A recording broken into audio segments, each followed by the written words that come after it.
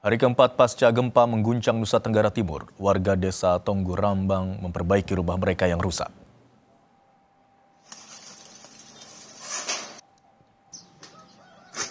Selasa pagi, warga mulai kembali ke rumah mereka yang rusak akibat gempa. Perbaikan pun dilakukan dengan alat seadanya. Sementara bangunan sekolah dasar yang ada di Kecamatan Aisesa rusak parah.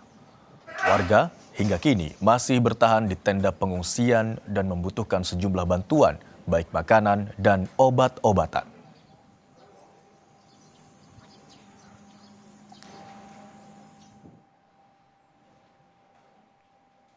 Inilah pantauan udara Desa Pesisir Utara, Kabupaten Nagekeo, yakni Desa Nangadero yang ditinggalkan masyarakat pasca gempa Flores Sabtu pekan lalu. Warga terpaksa harus mengungsi ke tempat yang lebih aman. BMKG sempat memberikan peringatan dini tsunami di kawasan tersebut, sehingga kini warga meninggalkan kampung mereka dan mencari area pengungsian yang lebih tinggi.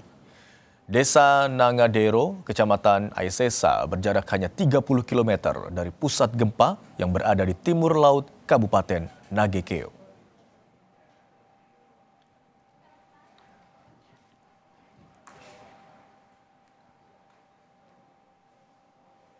Kodam 14 Hasanuddin memberangkatkan 6 truk bantuan kemanusiaan bagi masyarakat Nusa Tenggara Timur yang terdampak bencana gempa bumi. Bantuan ini akan diberangkatkan menggunakan pesawat Hercules melalui Lanut Hasanuddin. Bantuan tersebut dikumpulkan dari para prajurit TNI dan keluarga besar Kodam 14 Hasanuddin sebagai bentuk kepedulian terhadap korban bencana NTT.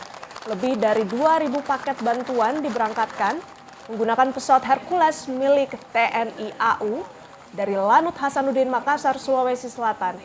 Bantuan yang dikumpulkan terdiri dari makanan siap saji, biskuit, susu, kebutuhan dasar, dan paket obat-obatan.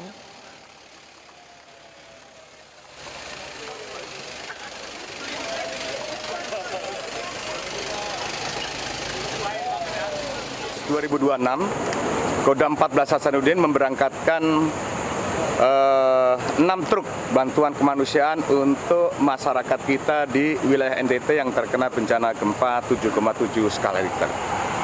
Bantuan ini murni berasal dari para prajurit dan keluarganya yang kita himpun dan akhirnya bisa kita berangkatkan hari ini.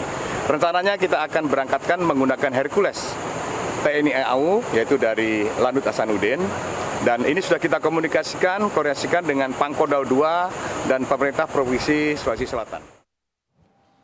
Lalu bagaimana kondisi terkini di Nagekeo, Nusa Tenggara Timur? Kita segera tanyakan kepada warga Kabupaten Nagekeo. Sudah bergabung bersama kami Bapak Yosep Uran di sana. Selamat siang, Pak Jo. Bagaimana Pak kondisi? Siang. Baik, bagaimana Pak kondisi warga di sana? Situasinya seperti apa saat ini, Pak? Baik, jadi saat ini kondisi warga di Kabupaten Nagekeo, khususnya di Kelurahan Mbai 1, Kecamatan Aisesa, saat ini kami melakukan pengungsian mandiri, sehingga di samping rumah kami mendirikan tenda darurat dengan kondisi seperti ini, yang mana di dalamnya terdapat anak-anak dan juga orang dewasa dan juga usia lanjut. Dengan kondisi yang seperti ini, kami masih membutuhkan uluran tangan, uluran bantuan berupa tempat tenda yang layak, tempat tidur, obat-obatan, dan juga bahan pangan, dalam hal ini sembako, sehingga dalam beberapa hari ke depan kami belum bisa menempati rumah kami karena rumah kami kondisinya juga sudah rusak sedang hingga rusak berat, dan kami selalu disiagakan untuk berada di luar rumah atau menempati tenda-tenda pengungsian yang kondisinya seperti ini. Pak Jo, Anda katakan tadi warga di sana membangun tenda secara mandiri begitu ya, tenda darurat di sekitar atau samping betul. rumah mereka, Pak. Apa belum ada bantuan dari pemerintah daerah setempat ataupun otoritas setempat yang meninjau ke sana, Pak Jo? Saat ini pemerintah daerah Kabupaten Nagekeo sudah melakukan kunjungan ke beberapa titik dan juga sudah memberikan bantuan sesuai dengan stok yang ada di gudang BPBD. Dalam hal ini berupa beras, telur, air mineral, dan bahan-bahan lain yang terdistribusi ke beberapa titik. Namun saat ini belum mencukupi pemenuhan kebutuhan Bapak Ibu pengungsi. Kita juga berada di luar ibu kota kabupaten. Dalam hal ini di desa-desa terdampak yang berada di pinggir pantai. Salah satunya yaitu Desa Waikokak yang berada di pinggir pantai dan sangat dekat dengan titik gempa. Baik. Begitu juga dengan warga yang berada di Kelurahan Bay 1, Kecamatan Aisisa, Kabupaten Nagekeo. Oke, bantuan sudah mulai terdistribusi namun masih belum cukup untuk memenuhi kebutuhan warga di sana ya Pak. Kendalanya apa Pak? Apakah ada akses yang terputus untuk menuju wilayah tempat Pak Jo dan warga lainnya saat ini di Kelurahan Bay 1 atau seperti apa? Jadi untuk akses transportasinya pada hari pertama gempa memang kesulitan aksesnya karena ada beberapa titik longsor di Kabupaten Ende yang mana salah satu jalur pendistribusian itu melewati Kabupaten Sika dalam hal ini Kota Maumere. Sehingga dalam perjalanan menuju Nagekeo dan juga Kabupaten Manggarai dan juga Manggarai Barat dan Manggarai Timur itu mengalami kendala, namun saat ini sudah bisa diakses, bisa melalui Kabupaten Sika, Maumere dan juga Kabupaten Manggarai Barat atau Labuan Bajo.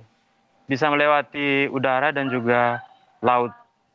Oke, Pak Jo, yang juga penting adalah terkait dengan pelayanan kesehatan di sana. Apakah tenaga medis juga disiagakan untuk warga yang informasinya juga sudah mengeluhkan beberapa penyakit di sana?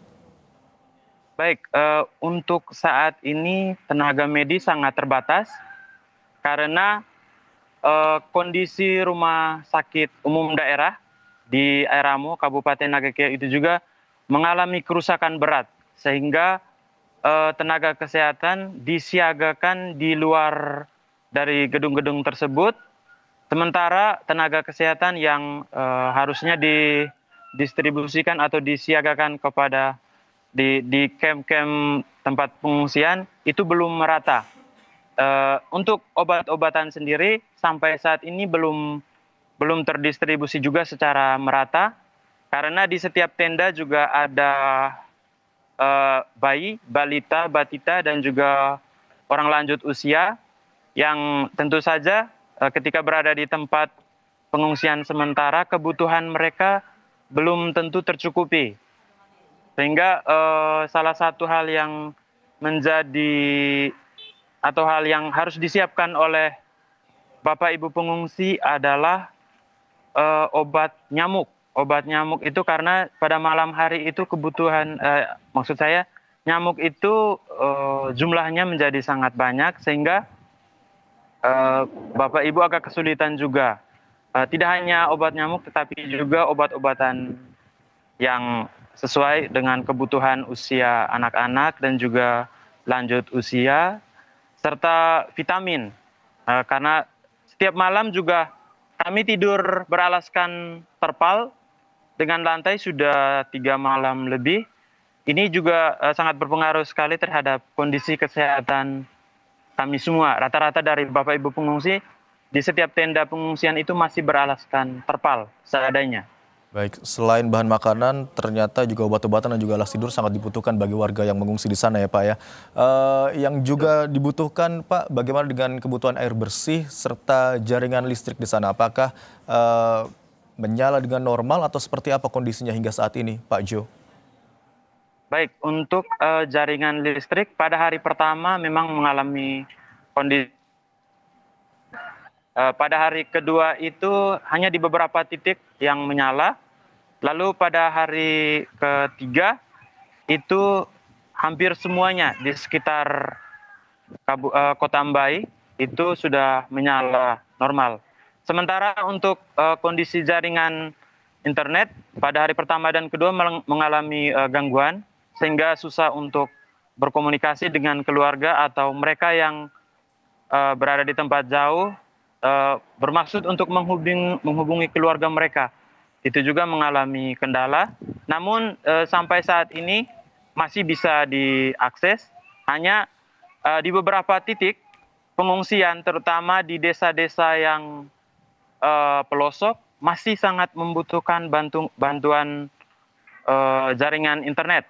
Karena kadang kita kesusahan untuk mendapatkan data mereka, jumlah jiwa dan juga jumlah korban, serta kondisi mereka, supaya disiapkan atau disiagakan bantuan itu agak susah untuk daerah-daerah yang susah diakses jaringan internetnya. Baik Pak Jo, tentu saja kita turut prihatin dengan apa bencana yang menimpa warga di sana, terutama Kelurahan Bai 1. Semoga juga dengan adanya informasi langsung yang Bapak sampaikan saat ini tersampaikan dan juga dilihat oleh pihak terkait dan otoritas terkait. Terima kasih atas informasi yang Anda sampaikan, Yosep Uran, warga Nagekeo, Nusa Tenggara Timur. Terima kasih.